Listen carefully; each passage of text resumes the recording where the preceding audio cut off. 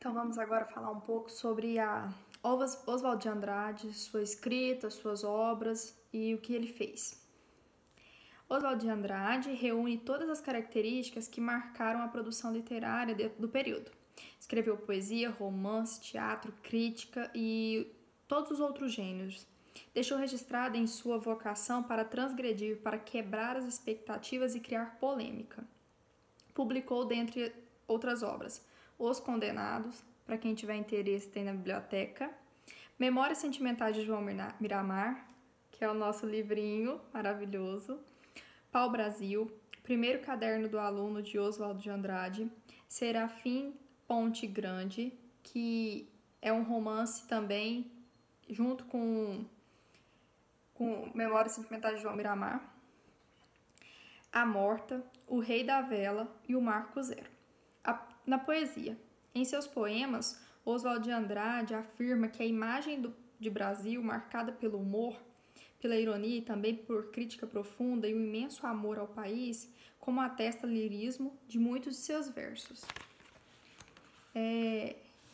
Uma visão crítica da história do Brasil se manifesta na releitura de textos e eventos do período do Brasil colonial. Ele escreveu um poema chamado Brasil, para Trollier.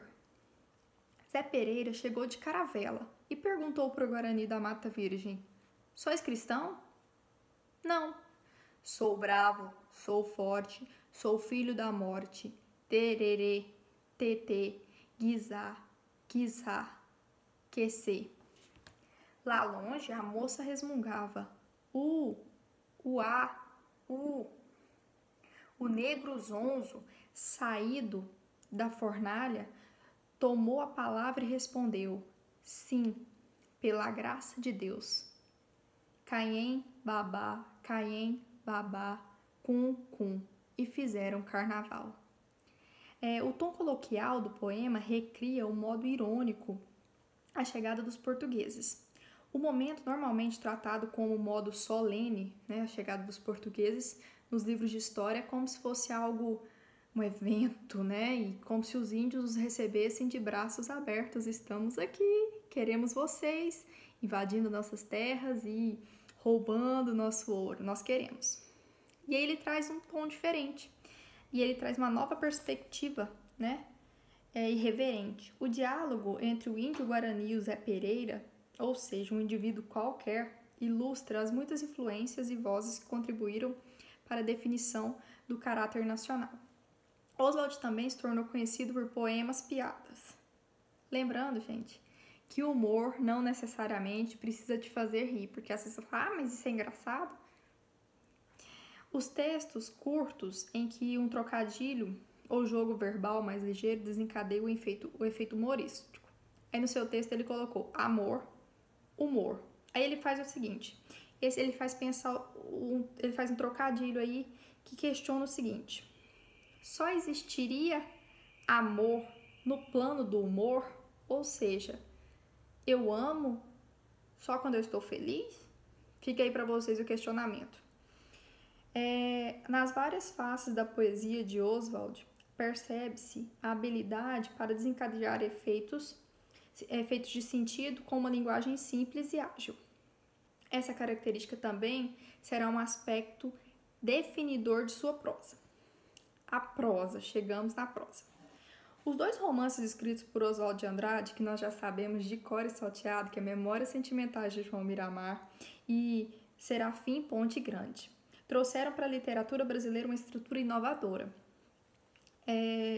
Os capítulos curtos foram um imenso mosaico em que a realidade nacional é flagrada em rápidos flashes, em técnica semelhante à usada na poesia.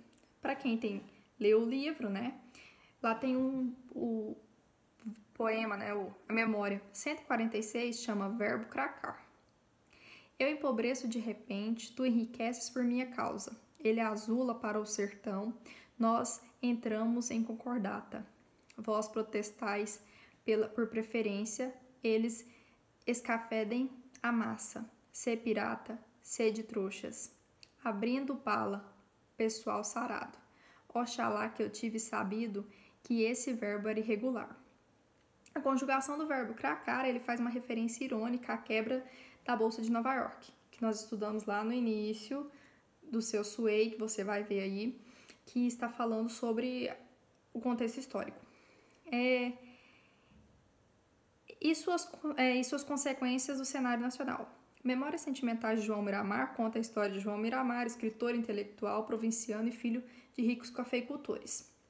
Considerado um livro de vanguarda, mantém um humor pela lente do qual a sociedade brasileira é examinada de modo impiedoso. A estrutura do romance é composta por 163 fragmentos, como nós sabemos, com certeza, e usa elementos da linguagem cinematográfica, ou seja, ele é feito em recortes. Então, ele vem com pequenos trechos, fazendo recortes do que ele lembra.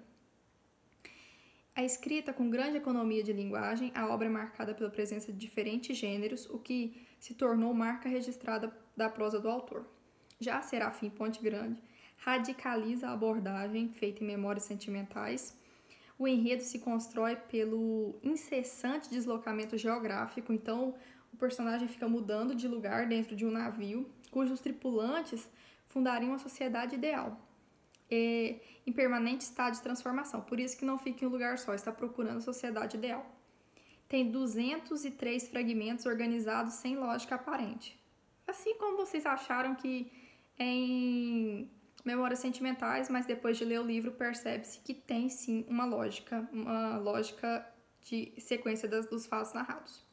Os personagens aparecem e desaparecem repentinamente, o estilo flutua entre a narração em primeira pessoa e terceira, cartas, diários íntimos, fragmentos apresentados sob forma de texto teatral, poemas, abaixo-assinados e etc.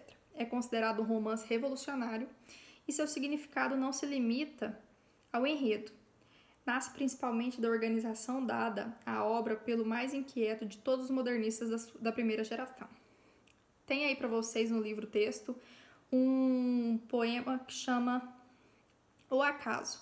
Eu gostaria que vocês o lessem. Até mais!